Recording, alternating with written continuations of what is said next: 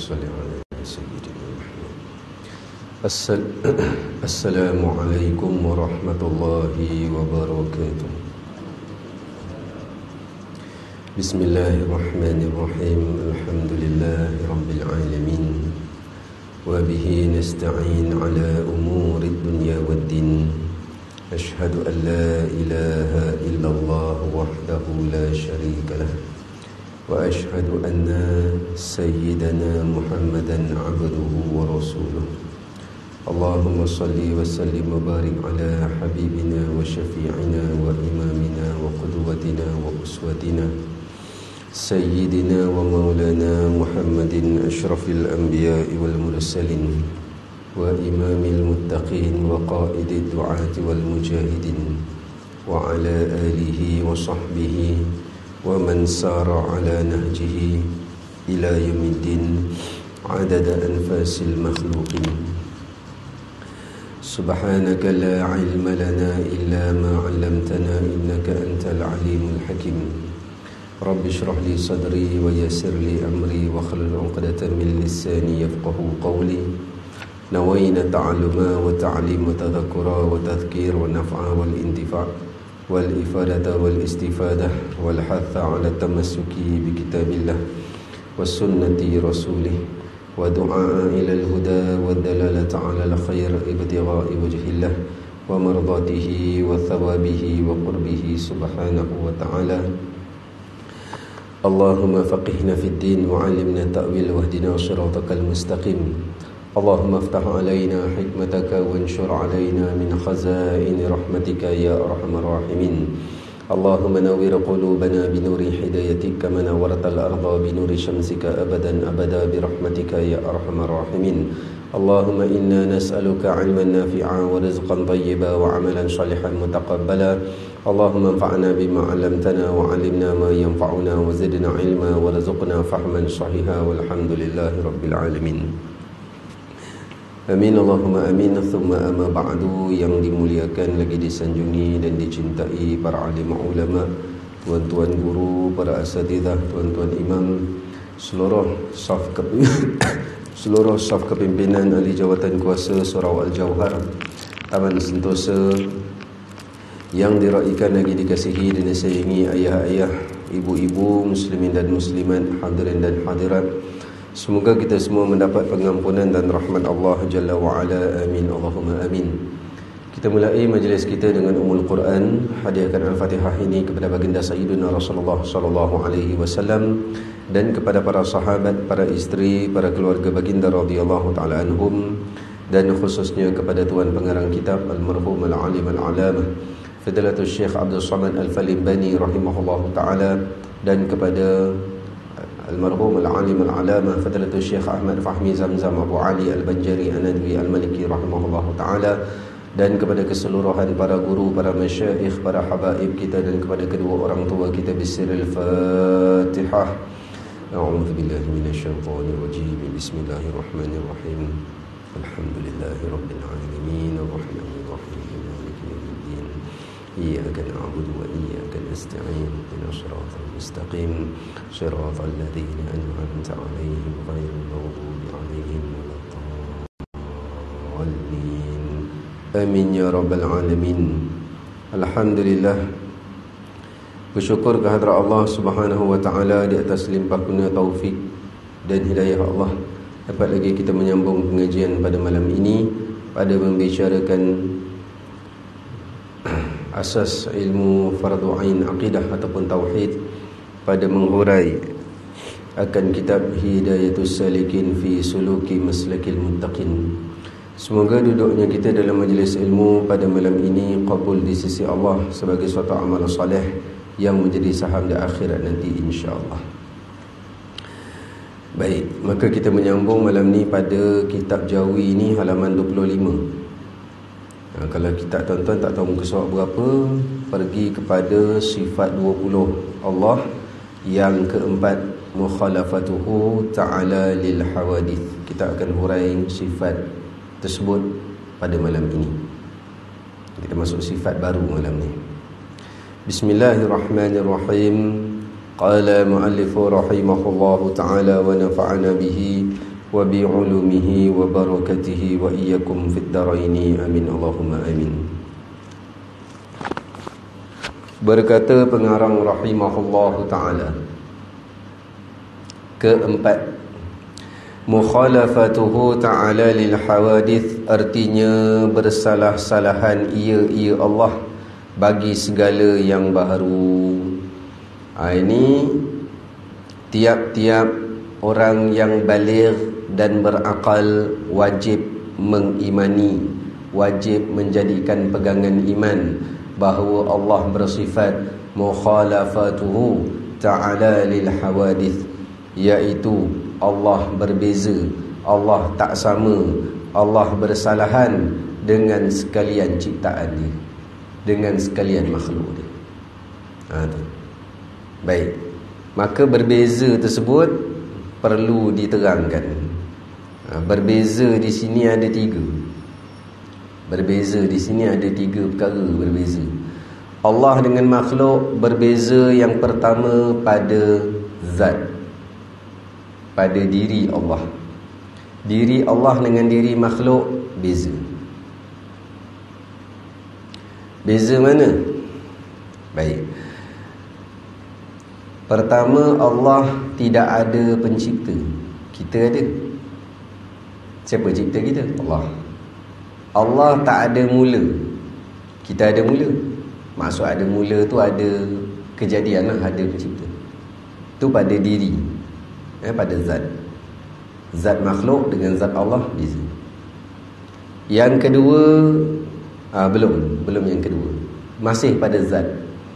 Zat Allah dengan zat makhluk ni, mana lagi beza dia? Ini kalau kita sebut, dia dah terlajak sikit dekat sifat wahdaniyah. Zat Allah tu esa, zat kita berbilang. Zat kita berbilang. Apa pula berbilang? Zat kan zat kita satu je. Kalau kira pada tubuh satu je. Tapi kalau kira pada bersusun dan bercantum, tak banyak. Mata ada berapa? Dua. Usus panjang mana? Usus besar ada berapa? Satu. Usus kecil? Satu. Jantung? Satu. Limpa? Berapa? Ginjal? Berapa? Darah? Urat? Daging? Tulang? Nah, siapa susun dalam badan kita ni semua? Allah susun. Zat Allah tidak bersusun. Zat Allah tidak bersambung. Zat Allah juga tidak bersepah. Dan zat Allah juga tidak cacat. Kita ni kalau bersusun, bersambung, namanya normal. Bersusun, bersambung. Tangan tuan-tuan sambung tak? Normal lah tu. Ke ada sini yang bawa tangan? Kadang-kadang pergi sembahyang isyak maghrib, kadang tertinggal tangan kanan ni, kadang bawa. Tak ada, tu cacat, tu tangan patung. Jadi kalau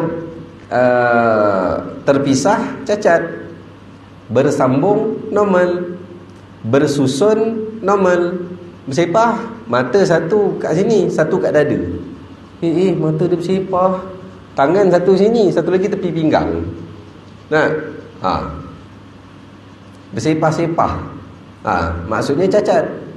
Allah cacat pun tidak, normal pun tidak, bersambung pun tidak, berpisah pun tidak, bersusun pun tidak, bersepah pun tidak. Itu semua sifat makhluk. Habis nak macam dengan apa? Nak macam dengan makhluk? Dah tentu dia kata mukhalafah. Mukhalafah ni berbeza, bersalahan. Berbeza dia, Allah dengan makhluk. Tak boleh nak macam, tak boleh nak bagai. Okey? Tak boleh nak umpama. Nanti bawa pada persamaan makhluk juga. Kalau tak bawa pada persamaan anggota tubuh, dia bawa pada persamaan sifat. Masuk sifat lah. Tadi yang pertama, berbeza Allah dengan makhluk pada zat. Zat tak sambung, tak bersepah, tak normal, tak cacat, tak putus, tak bersambung, tidak bersusun. Itu semua makhluk. Allah tidak. Itu pada zat. Okey. Itu nak menyucikan Allah daripada meletakkan anggota tubuh. Allah ada muka, Siapa kata Allah ada muka sebiji macam makhluk, ada mata, telinga, hidung, murtad. Murtad. Siapa kata muka Allah tak macam muka kita, tapi muka Allah lah yang layak bagi Allah, muka dia lah tak macam muka kita. Sebab muka ni tak mesti ada mata. Tengok muka pintu, tengok muka tangga, tengok muka pintu dengan muka tangga. Saya nak tanya, muka tu bila sebut muka, depan ke belakang? Ya, depan ke belakang bila sebut muka? Depan tak? Depan dan okey lah, kita katalah adalah muka kat belakang. Siapa tengok cerita Harry Potter? Harry Potter, Voldemort tu muka kat belakang tu. Kalau tengok cerita the first series Harry Potter and the Sorcerer's Stone, Voldemort tu muka kat belakang. Katalah ada muka kat belakang. Nah, depan dan belakang tu kan arah. Maha suci Allah daripada berarah. Arah tu kan tempat. Nah, tak boleh. Siapa kata muka Allah tak macam muka kita, tapi muka Allah yang layak bagi Allah lah, berdosa besar. Tak murtad, tapi berdosa besar akidah macam tu. Jaga baik-baik. Nah, sebab itulah habis ulama ulama salaf dia kata muka Allah yang layak bagi Allah. Ulama salaf tak kata muka. Ulama salaf Quran dan hadis bila sebut wajah, bahasa Arab waw jim ha, wajah, serah makna wajah tu bulat-bulat secara total kepada Allah. Tak tafsir, tak terjemah, tak kata apa dah. Diam, serah segala yang layak bagi Allah. Wajah, tak terjemah muka. Kemudian ulama salafus soleh, ulama salaf segelintir, termasuk beberapa orang sahabat, termasuk Sayyidina Abdullah bin Abbas radhiyallahu anhum, sepupu Nabi, dan berterusan kepada ulama khalaf selepas 3 kurun, 4 kurun yang terkebelakang. Mereka mentakwil. Mentakwil tu yang kata wajah tu adalah zat, bukan muka. Surah Ar-Rahman, bukan Ar-Rahman ala arsy istawa tu popular tu. Ayat 55 tak silap saya. Wa yabqa wajhu rabbika, sadaqallahul azim. Wa yabqa, dan akan kekal, wa yabqa, dan akan kekal, wajhu, wajah, rabbi, Tuhan, kamu, dan akan kekal wajah. Terjemah wajah muka. Kalau Sentosa dia standard sikit face. Nah, you know face? Okay, face. Dan akan kekal muka Tuhan kamu. Ini bawa persamaan zat anggota tubuh atau persamaan sifat dengan makhluk. Kalau dia kata muka Allah tak macam muka makhluk yang layak bagi Allah, dia telah mensifatkan Allah seperti makhluk. Sifat. Kalau dia kata muka Allah ni memang muka macam muka lah, ada 2 mata, hidung, murtad. Dan itu telah menganggota tubuhkan Allah. Itu mujassimah. Kalau yang sifat tadi musyabihah. Dua-dua ni akidah batil, sesat. Nah, habis Quran kata wajah tu, itu untuk menyelamatkan akidah kita yang akhir zaman ni, yang semakin kotor hati, semakin keruh akidah, semakin besar jahil, makin jauh daripada zaman Nabi. Para ulama khalaf bermula kurun ke-4, kurun ke-5 dah mula takwil makna yang layak bagi Allah. Habis apa makna wajah di situ, muka di situ? Bukan muka, tak boleh terjemah muka. Terjemah zat, diri Allah. Zat tu diri. Buka mana-mana terjemah Quran, wa yabqa wajhu rabbika, dan akan kekal zat Tuhanmu, diri Tuhanmu. Itu maha kekal Allah, bersifat dengan sifat baqa. Jangan ambil terjemah muka, jadi mujassimah, musyabihah, tashbih dan tajsim, akidah yang batil. Jadi ni mukhalafatuhu ta'ala lil hawadith. Allah tak sama dengan makhluk pada sudut pertama, zat. Kedua, Allah berbeza, bersalahan, tak sama dengan makhluk pada sudut sifat. Nah, sifat Allah tak sama dengan makhluk. Jangan samakan Allah dengan makhluk. Sifat makhluk bertempat, sifat makhluk berupa, sifat makhluk bersaiz, sifat makhluk berwarna, sifat makhluk berbentuk. Maha suci Allah daripada segala perkara tu.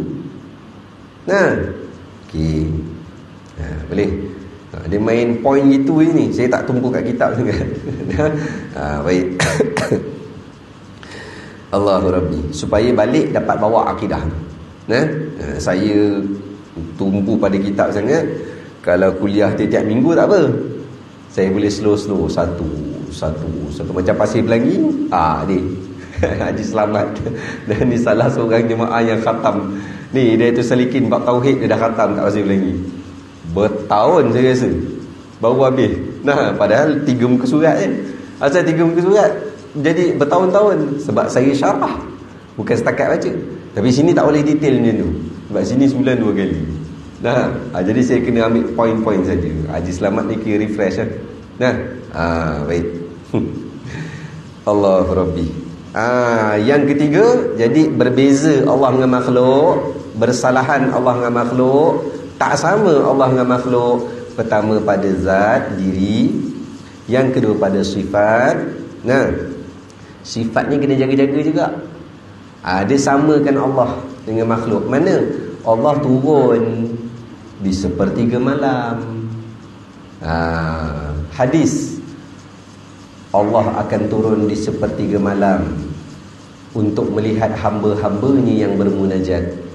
Nak minta apa Allah kabul, minta ampun Allah ampun. Turun tu tanzil, turun. Allah turun je ni. Nak samakan dengan apa? Turun atas ke bawah. Allah turun cerita lah. Habis. Wasak mukhalafatuhu ta'ala lil hawadis. Tak boleh. Allah bukan turun daripada bawah ke atas.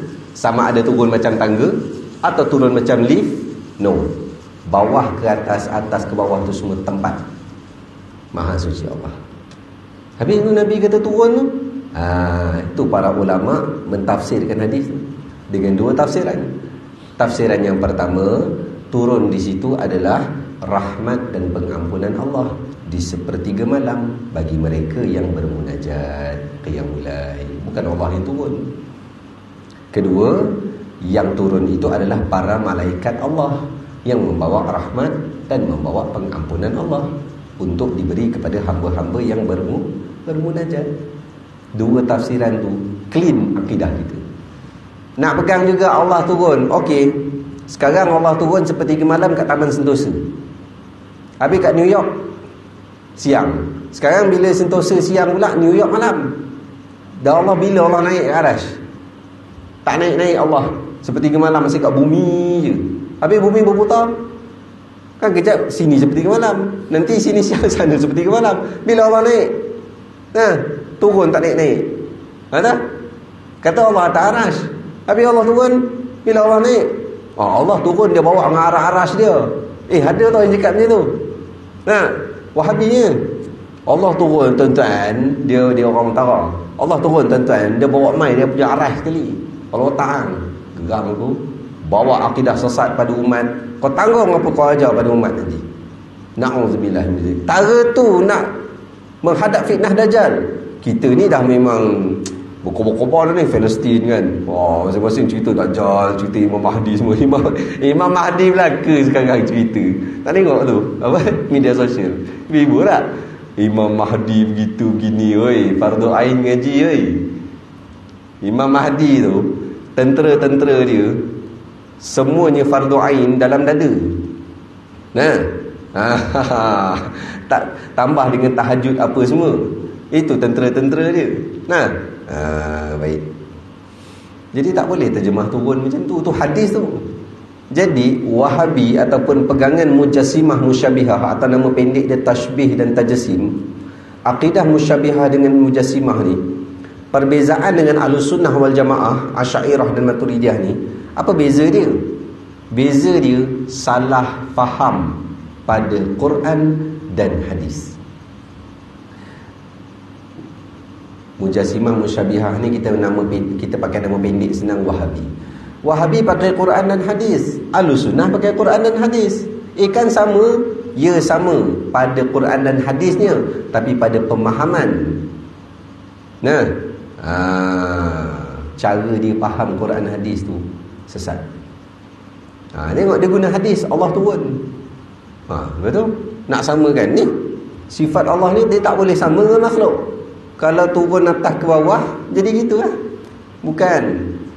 Yang turun tu rahmat dan pengampunan. Nah, habis rahmat dan pengampunan tu turun gitu Ustaz Tak juga. Habis apa maksud turun situ? Kurniaan Allah, ampun dan rahmat di sepertiga malam bagi hamba-hamba yang bermunajat. Jika kita berjalan kepada Allah, Allah berlari kepada kita, tuan-tuan. Ni kan motivasi. Kan motivasi jaga-jaga Ibu-ibu confirm, ayah-ayah confirm ni. Biasa kan motivasi yang pencen-pencen lecturer, pencen-pencen cikgu. Kan motivasi ni kata-kata dia bagus. Nak melahirkan emosi, sedih, kesedaran bagus. Tapi bila kait dengan Allah, tolong clear, tolong clean akidah kita. Bila kata hamba berjalan kepada Allah, Allah berlari kepada kita. Allah lari, Allah mendekatkan kita, Allah pecah jadi 1 juta sebab hamba ada 1 juta. Gitu. Ni nak kena bawa pada pemahaman. Maksud Allah berlari tu, Allah membuka seluas-luas pintu taubat, rahmat dan keampunan dia untuk kita. Nah, tu maksud berlari. Kita terdetik sikit je, astagfirullah ya Allah, banyak dosa aku ya Allah. Kat mana tu? Kan kat surau, atas motor je. Kat traffic light tunggu lampu hijau. Ya Allah, aku banyak dosa ya Allah, banyak dosa aku dengan kau, aku mohon ampun kau ya Allah. Atas traffic light sempat taubat. Nah, terbuka keampunan Allah bagi hamba yang macam ni. Itu maksud berlari je. Nah, ya Allah berlari. Habis hamba kat sana taubat, Allah berlari sana pula. Berapa jisim Allah berpecah pula. Okey. Jadi zat dan sifat Allah langsung tak sama dengan makhluk. Tu nak kena pegang. Kemudian kita pecahkan zat tadi bersambung,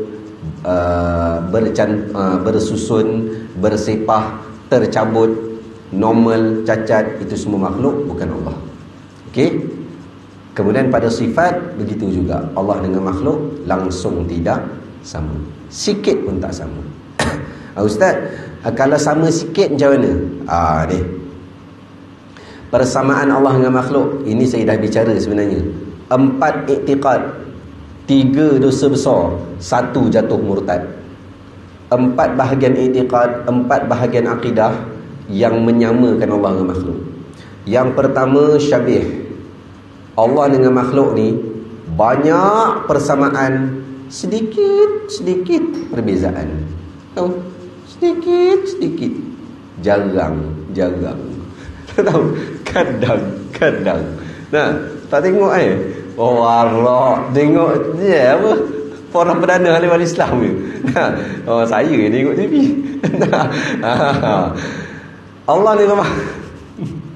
Allah dengan makhluk banyak persamaan, sikit je beza. Ini namanya syabih. Akidah macam ni dosa besar. Akidah macam ni dosa besar. Allah dengan makhluk banyak persamaan. Tak kisahlah persamaan pada zat atau sifat. Dia kata Allah dengan makhluk banyak persamaan, sikit beza. Ini syabih, hukum berdosa besar. Jadi fasik. Kalau perempuan jadi fasiqah. Yang kedua, Allah dengan makhluk sama persen, beza dan sama. Maksud, Allah dengan makhluk 50% sama, 50% beza. Ada part Allah sama dengan makhluk, ada part Allah beza dengan makhluk. Akidah macam ni pun dosa besar. Allah dengan makhluk sikit je sama, banyak beza, tapi sikit je sama Allah dengan makhluk. Ini pun berdosa besar. Namanya nazir. Kalau yang 50-50 tadi tu nidun. 3 akidah ni berdosa besar, tak sampai murtad. Jadi saya ulang satu ungkapan. Ada ustaz mengajar, tuan-tuan, Allah turun tak macam turun makhluk. Muka Allah tak macam muka makhluk. Duduk Allah tak macam duduk makhluk. Kan ada nampak nak bawa persamaan sikit ke situ. Allah dengan makhluk berdosa besar akidah macam tu. Tak kira siapa yang cakap. Jangan kerana internet gini-gini dia pakai serban, dia pakai jubah, oh okey bagus betul ni, okey. Saya penat-penat mengajar kat sini. Saya penat-penat mengajar kat sini. Nak menyampaikan akidah yang sahih buat ibu-ibu, ayah-ayah. Supaya kita sama-sama selamat di barzah. Paling-paling tidak kita tidak diazab kerana akidah yang sesat. Kita diazab tapi sebab dosa lain. Tak apa tu, memang kita ngaku kita banyak dosa, tapi jangan sampai kita diazab dengan sebab akidah kita. Walhal dah duduk dah dalam kuliah ini. Jabatan pun pantau apa yang kami sampaikan. Okey? Itu dua. Zat dan sifat. Yang ketiga, yang terakhir. Jadi mukhalafatuhu ta'ala lil hawadith, berbeza, bersalahan, tak sama Allah dengan makhluk. Tiga sudut. Sudut pertama zat, yakni diri. Sudut kedua sifat. Sudut ketiga perbuatan. Perbuatan Allah tak sama dengan makhluk. Contoh perbuatan Allah tak sama dengan makhluk. Perbuatan Allah tunggal, tidak ada awal dan akhir, tak ada. Kemudian perbuatan Allah ni tidak terikat dengan masa, tidak terikat dengan tempat. Habis Allah mencipta makhluk yang pertama sekian-sekian, kemudian baru Allah cipta kita. Penciptaan yang kita nampak pada sudut masa, contoh kat bumi saja, mula-mula tercipta dinosaur. Lepas cipta dinosaur, manusia baru tercipta. Ataupun sebelum dinosaur tercipta, bumi dulu tercipta. Itu kan ada dulu dan kemudian. Itu pada terzahir perbuatan Allah, pada sudut kita panggil, mudah kata, result. Result perbuatan Allah tu yes, terkait masa. Tapi Allah buat tu, jangan bayang Allah terkait dengan masa. Kalau pening, ambil satu jalan, iaitulah kita kena beriman perbuatan Allah, yakni af'al Allah, perbuatan Allah tidak sama dengan makhluk, bahkan tunggal, dan tidak terkait dengan masa. Yang terkait dengan masa tu penghasilan ciptaan, tu terkait dengan masa. Tu kalau saya buka lagi tu, dia berkait dengan suluhi qadim, tanjizi hadis. Apa benda tu pula? Itu fardu kifayah. Saya tak nak buka nanti jadi panjang perbahasan. Saya nak ambil yang fardu saja. Kuliah kita pun sebulan 2 kali, jadi saya tidak boleh terlampau mendalam. Jadi pada perbuatan Allah, jangan bayang Allah buat bumi ada acuan. Jangan bayang Allah buat planet tadbir, manage makhluk dekat alam ni macam tukang sihir ada tongkat. Jangan. Jangan umpamakan Allah dengan apa pun. Tu je. Perbuatan Allah tunggal, perbuatan Allah tidak ada mula dan akhir, perbuatan Allah tidak terkait masa. Itu je. Pegang yang tu je. Jangan mandai-mandai mikir. Tu mikir benda tak patut tu jangan. Nanti gila, majnun. Baik-baik datang kuliah maghrib bertelekung berjubah, lepas 2 minggu teranjang jalan depan tu. Gila dah. Apa pasal ajar tu? Ni semua perbuatan Allah. Habis. Dah. Nak kata apa? Jalan telanjang. Asal pakai baju dalam je. Apa pasal ajar tu dah? Apa pasal tu? Orang semua jadi kecoh. Yang perempuan pergilah tangkap nak pakaikan selimut apa, nak tutup badan dia. Jangan, ini semua perbuatan Allah. Habis dah gila. Benda tak patut fikir, dia pergi fikir. Kita belajar ni disuruh beriman. Itu natijah dia, disuruh beriman. Wajib beriman zat Allah total berbeza dengan makhluk. Wajib beriman sifat Allah total berbeza dengan makhluk. Perbuatan Allah total berbeza dengan makhluk. Itu wajib diimani. Hakikat di sebaliknya tu, itu rahsia Allah. Jangan duk korek. Kalau Allah bagi, kurniaan. Kalau tak dapat, tak berdosa. Itulah hakikat, ilmu hakikat. Ilmu syariat kalau tak dapat sebab kau tak nak belajar. Bila kau tak nak belajar tu dosa kau sendiri. Dosa dosa lah. Dia sama macam semayang. Tak semayang fardu berdosa besar. Tak belajar ilmu yang fardu berdosa besar. Okey? Baik. Itu 3 faktor atau 3 sudut. Zat yakni diri, sifat dan perbuatan. Total beza dengan makhluk. Jangan nak umpama-umpama. Tak ada. Kalau dapat kalam-kalam atau kata-kata motivasi, tolong kait dengan akidah yang jernih untuk kita faham. Macam tadilah, hamba datang kepada Allah dengan berjalan, Allah datang kepada hamba dengan berlari. Kita kena faham maksud dia di situ apa.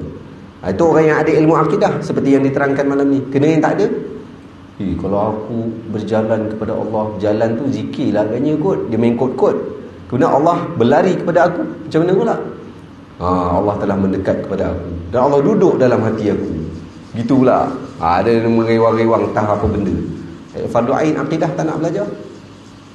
Baik. Ke tak faham?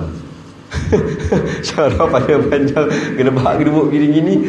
Tak faham Ustaz. Aduh. Saya tak kisah murid tak faham. Saya akan ulang lagi sekali. Itu style saya. Saya tak kisah tak faham. Kejap. Yang mana tak faham? Kalau kat kelas lah, dia mana tak faham. Yang ni okey macam ni. Tulang lagi sekali. Yang faham, hati jaga. Saya dalam kelas. Ya, kadang-kadang yang faham ni macam act sikit. Itu pun tak faham. Bebal betul. Hati dia tak ikat kat mulut. Hati dia. Jadi saya ni bukan boleh baca hati, tapi berlakon lah depan murid, konon-konon boleh baca hati. Yang tak faham, tolong jaga hati. Jangan nak mengata kawan yang tak faham, bebal lah, lembab lah. Kefahaman kamu tu Allah yang bagi baru sebentar tadi. Jangan sampai Allah tarik kefahaman kamu. Hati jaga, jangan ngutuk orang dengan hati. Sabar. Bila kita ulang, kamu yang dah faham, jernihkan hati untuk refresh semula. Kerti? Dia, ustaz dia boleh baca hati aku, dia kata agak je. Budak-budak. Orang ni sikit, kau ni lembab, tu pun tak faham kan gitu. Alang yang tua pun ada yang gitu. Okey, baik. Mudah-mudahan faham insya-Allah. Kemudian Allahumma salli ala sayyidina Muhammad. Ini semua. Jadi okey, salah satu saya nak kait dengan perbuatan Allah. Perbuatan, bukan zat, bukan sifat, perbuatan. Tadi kita dah sebut perbuatan Allah tak ada mula, tak ada akhir, tidak berkait masa, tidak sama dengan makhluk. Okey. Satu, perbuatan Allah, bila kita kait dengan makhluk, perbuatan is what? Moving and stop. Kan dah keluar. You understand? Moving. nak bagi larang tok sebenarnya. Okey. Gerak dan diam itu kan perbuatan makhluk, kan? Bila dia diam, itulah perbuatan. Tuan-tuan sekarang tengah diam, perbuatan tuan-tuan. Jadi tuan-tuan bangun salam tu bergerak. Maka Allah total berbeza dengan makhluk. Perbuatan Allah tak ada gerak, tak ada diam. Itu wajib beriman. Siapa kata Allah bergerak dan diam, berdosa besar. Jatuh murtad bukan gerak dan diam aja, sebiji macam mana makhluk bergerak. Jadi salah satu kata-kata yang dah tersebar di satu Malaysia daripada tokoh-tokoh ilmuwan Wahabi mengatakan, tuan-tuan, alangkan semut bergerak, takkan Allah tak gerak. Satu, dia dah kata Allah gerak dan diam. Yang kedua, dia umpamakan dengan semut. Murtad kan? Murtad kan? Tuan-tuan pernah dengar? Sendiri faham kan? Di Malaysia, tuan-tuan, alang semut bergerak, takkan Allah tak gerak? Na'udzubillah min dzalik. Kau boleh samakan Allah dengan makhluk. Okey. Dia belum mati. Maka buat apa? Doakan dia dapat mati dalam taubat. Dia dapat mati dengan akidah yang jernih. Okey. Baik.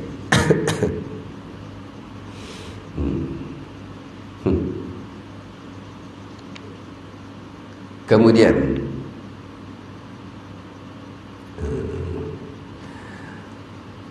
Di dalam kitab At-Tahzib ada berpesan, setiap apa saja yang tergambar atau terbayang di benak fikiranmu, maka Allah berbeza daripada semua itu. Dan Allah tidak mempunyai arah atau pihak atau tempat atau waktu. Baik. Kadang-kadang fikiran kita ni terlintas, Allah gini kot, segera istighfar, itu tak berdosa.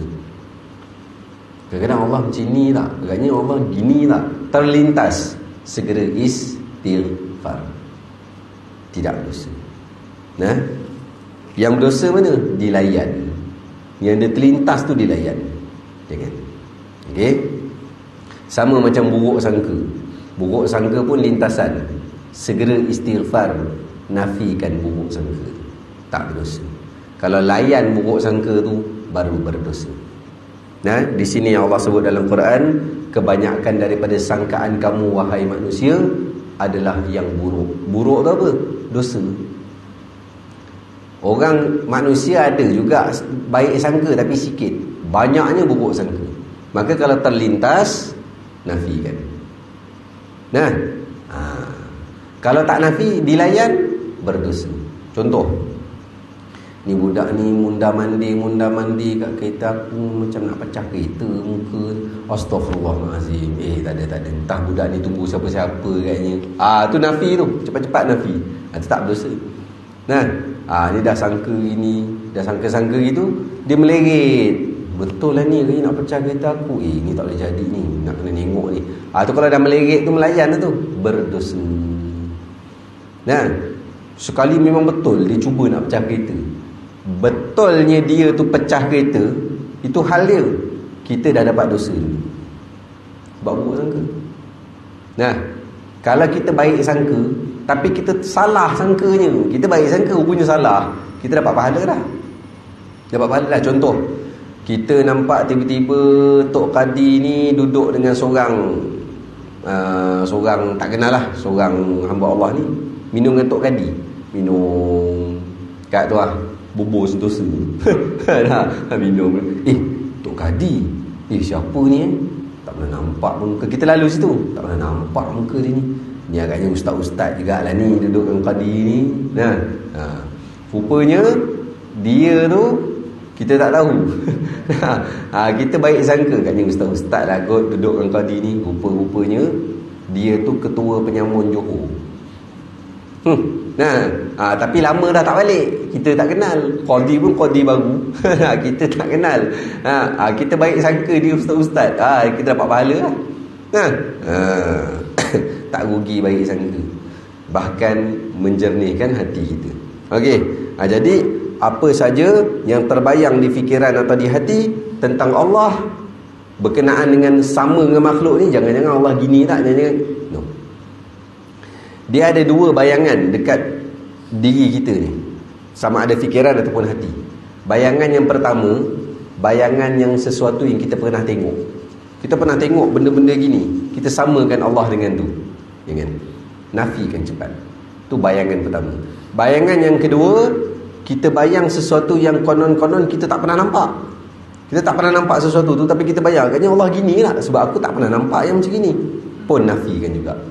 Tidak. Kerana yang kita tak pernah terbayang, lalu kita terbayang atau bayangkan, itu pun makhluk juga. Nafikan. Tu dua bayangan. Yang memang tak ada kena-mengena, bayangan gurauan. Tu bukan, tu mega. Tahu pula. Okey, baik. Allahumma salli ala sayyidina Muhammad. Kemudian baik. Sebagai penutup, tinggal lagi 2 minit. Sebagai penutup, poin berkenaan dengan Allah berbeza dengan makhluk pada sudut zat, perbuatan dan sifat. Ingat juga apa dia? Allah ni bila kata berbeza dengan makhluk, Allah tak perlu penolong, Allah tak perlu bantuan. Yang perlu penolong bantuan ni makhluk. Paling-paling dia kaya sekalipun tak perlu pertolongan makhluk lain, dia perlu Allah. Dia perlukan Allah. Nak ceritanya dia perlukan bantuan. Bantuan siapa? Bantuan Allah. Tapi Allah tidak memerlukan mana-mana pertolongan atau bantuan daripada mana-mana makhluk. Seperti ada orang mengatakan, Kan Allah cipta malaikat tu. Malaikat tu tiap-tiap malaikat tu ada tugas. Tu Allah minta tolong tu. Berdosa besar akidah macam tu. Allah tak boleh nak tanya semua orang kat alam barzah, minta tolong Munkar Nakir. Allah nak jaga syurga neraka, sibuk. Astagfirullah. Kau ingat ni bos syarikat Allah tu bukan makhluk. Habis tu malaikat Ridwan jaga syurga, malaikat Malik jaga neraka, malaikat Zabaniyah siksa orang, Munkar Nakir tanya dalam kubur, Raqib Atid catat amal soleh, amal dosa. Itu bukan Allah minta tolong malaikat. Itu dengan kehendak Allah. Asal Allah nak gitu. Kau suka Allah jangan tanya kenapa Allah buat gitu. Allah mencipta malaikat dan menetapkan tugas-tugas malaikat kerana apa? Kehendak Allah. Kenapa Allah kehendak gitu?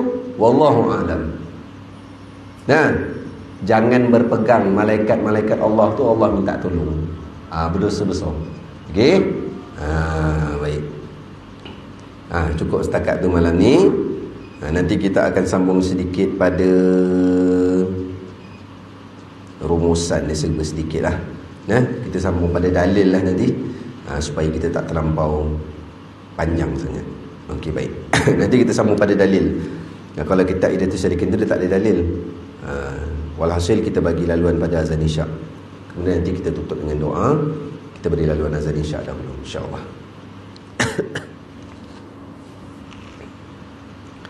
Allahumma salli ala Sayyidina Muhammad wa ala alihi wa sahbihi wasallam. Baik. Ada satu poin saya terlupa sampaikan tadi, tapi saya sampaikan pada pengajian minggu depan insya-Allah, berkenaan dengan pada faktor perbuatan Allah. Poin dia beza perbuatan Allah dengan makhluk. Perbuatan Allah memberi bekas, perbuatan makhluk tidak memberi bekas. Apa dia tu? Kita terang pada minggu hadapan nanti insya-Allah. Wallahu a'lam bishawab. Jadi tuan-tuan, saya mohon ampun dan maaf di atas kekasaran bahasa, keterlanjuran kata, keburukan adab, kerendahan akhlak jika ada salah di dalam penyampaian. Saya mohon ampun dan maaf. Kita tangguh majlis kita dengan kafaratul majlis dan suratul Asr. Subhanakallahumma wa bihamdika asyhadu an la ilaha illa anta astaghfiruka wa atubu ilaik. Faghfir li wa tub alayya innaka antat tawwabur rahim. La yaghfiru dhunuba illa anta. Bismillahirrahmanirrahim. Wal 'asri innal insana lafi khusr illa alladhina amanu wa 'amilus solihati wa tawassaw bil haqqi wa tawassaw bis sabr. Bismillahirrahmanirrahim. Alhamdulillahirabbil alamin wassalatu wassalamu ala asyrafil anbiya'i wal mursalin wa ala alihi wa sahbihi ajma'in. Allahumma anfa'na bima 'allamtana wa 'allimna ma yanfa'una wa zidna 'ilma warzuqna fahman sahiha. Allahumma shrah bil Qur'anil 'azim sudurana wa yassir bihi umurana wa 'awwim bihi ujurana wa wasi' bihi arzaqana wa hassin bihi akhlaqana wa nawwir bihi qulubana wa quburana wa qubur abaina ya rabbal alamin. Allahumma faqihna fid din wa 'allimna ta'wil wahdina shiratal mustaqim. Allahumma rzuqna mutaba'atan nabiy sallallahu alaihi wasallam awwalan wa akhiran wa zahiran wa batinan wa qawlan wa fi'lan wa ibadatan mutaqabbal. Wa sallallahu ala sayyidina Muhammad wa ala alihi wa sahbihi wa baraka wa sallam. Alhamdulillahirabbil alamin. Taqabbalallahu minkum minna wa minkum taqabbal.